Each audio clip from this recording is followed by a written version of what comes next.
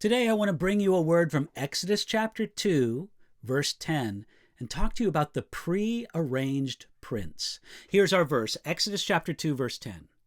And the child grew, and she brought him to Pharaoh's daughter, and he became her son. So she called his name Moses, saying, because I drew him out of the water. The baby Moses first opened his eyes to an unfriendly world. He was born in a superpower of a nation, but he was of an alien and oppressed race, during a time when all Hebrew baby boys were sentenced to death. But Moses had parents who really trusted God. Exodus chapter 6, verse 20 tells us that the names of Moses' parents were Amram and Jochebed. Jewish legends say that Moses' birth was painless for his mother, and that when he was born, his face was so beautiful that the room was filled with light equal to the sun and moon combined. They say that Moses walked and spoke when he was a day old, and that he refused to nurse. He ate solid food from day one. Now, all those are kind of crazy legends. The truth about Moses is amazing enough.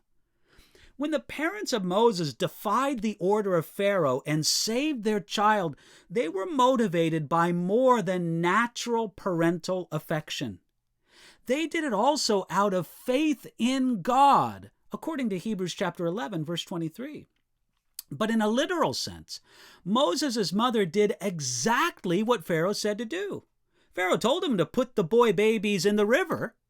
She just took care to put him in a waterproof basket and then strategically float him in the river. Most of all, Moses' parents are great examples of entrusting the child's welfare and future to God alone.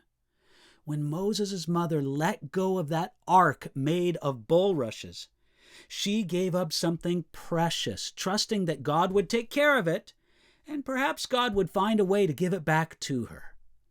God worked it all out. Pharaoh's daughter found baby Moses and then hired Moses' own mother to take care of him. Not only does Moses' mother get to take care of her child, but now she got paid for it. So God greatly rewarded the faith of Moses' mother, both as she trusted him, as she hid Moses for 3 months, and then as she trusted him by setting Moses out on the river. Being the adopted son of Pharaoh's daughter, Moses was in the royal family. Josephus, that ancient Jewish historian, says that Moses was the heir to the throne of Egypt, and that while he was a young man, Moses led the armies of Egypt in victorious battle against the Ethiopians. Certainly, he was raised with both the science and the learning of Egypt. Acts chapter 7, verse 22 says that Moses was learned in all the wisdom of the Egyptians and was mighty in words and deeds. Egypt at that time was one of the most academic and scientific societies on the earth. Moses would have been instructed in geography, history, grammar, writing, literature, philosophy, music, the whole package. When Moses went somewhere as a member of the royal family, he traveled in a princely chariot, and his guards cried out, "Bow the knee." If he floated on the Nile, it was in an ancient yacht, complete with musical accompaniment. He lived the royal life. But as well, Moses was certainly raised in the Hebrew heritage of his mother, who took care of him.